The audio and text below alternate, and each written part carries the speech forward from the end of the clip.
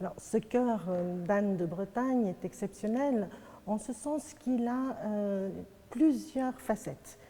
C'est un écrin qui a effectivement contenu le chœur. À la mort d'Anne de Bretagne, donc le 9 janvier 1514, on garde le chœur que l'on embaume.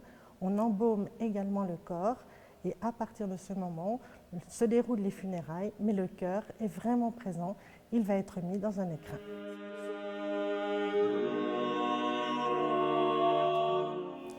Elle va être enterrée en tant que reine de France à Saint-Denis, comme cela se doit.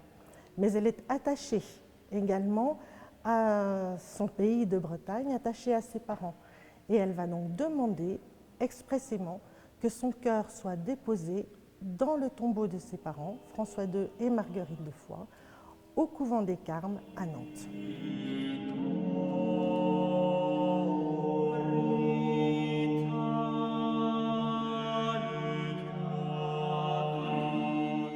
La préparation de cette exposition a été l'occasion d'un vaste travail de recherche scientifique qui n'avait jamais été mené jusqu'à présent, puisqu'il s'agit d'une sorte de scanner 3D, mais réalisé à partir de photographies très haute définition, avec cette modélisation 3D, tout à chacun, comme si vous le teniez en main, avec en plus une prise en main du matériel 3D très simple, qu'on a vraiment voulu facile pour tous, eh bien, vous pouvez l'ouvrir, le fermer, le regarder de près, de loin, au-dessus, au-dessous, bref, vous pouvez comme le tenir en main.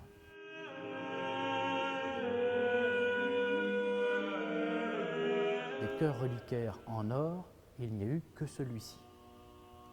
En soi, déjà, c'est un objet unique.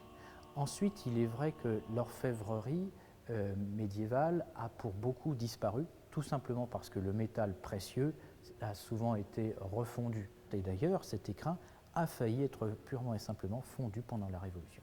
Ce qui l'a sauvé, c'est la qualité de sa réalisation.